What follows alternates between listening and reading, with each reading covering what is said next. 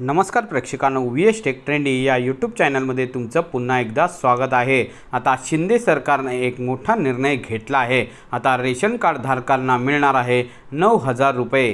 तर आता हे नेमके काय आहे ते आपण आज जाणून घेणार आहोत। रेशन कार्ड धारकांसाठी महत्त्वाची बातमी समोर येत आहे। रेशन कार्ड बाबत राज्य सरकारने मोठा निर्णय घेतलेला आहे। या निर्णयाअंतर्गत रेशन कार्ड धारकांना 9,000 रुपये मिळणार का व हा निर्णय खरा की खोटा आपण आज जाणून घेणार आहोत। रेशन कार्ड हे गरीब लोकांना धान्य पुरवण्याची एक साधन आहे। रेशन कार्ड योजनेअंतर्गत गरीब लोकांना धान्य पुरवले जाते। कोरोना काळामध्ये केंद्र सरकारने याच रेशन कार्ड अंतर्गत नागरिकांना मोफत रेशन वाटप केले होते। याच योजनेला आता केंद्र सरकारने 2028 पर्यंत चालू ठेवले आहे। जर तुम्ही राशन कार्ड धारक असाल तर ही बातमी तुमच्यासाठी आहे, कारण राशन कार्ड धारकांसाठी राज्य सरकारने नवीन योजना सुरू केली आहे।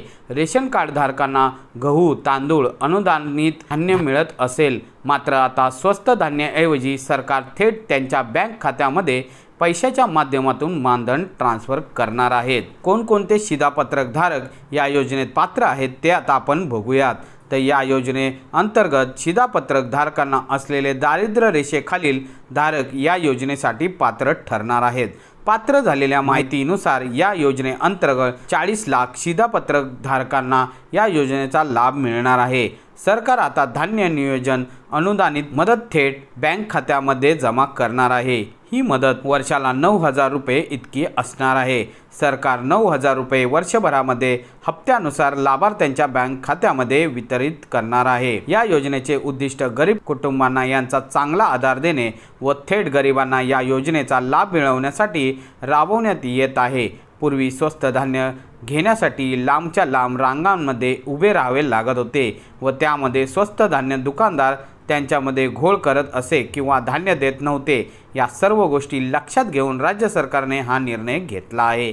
आता या योजनेअंतर्गत त्यांना पैसे मिळणार आहेत व त्यांच्या गरजेनुसार त्यांना ते वापरता येतील। या मानधना अंतर्गत गरीब कुटुंबातील नागरिक स्वस्त धान्य दुकानातून खरेदी करण्यासाठी किंवा कोणत्याही आवश्यकतेसाठी वापरले जाऊ शकतात।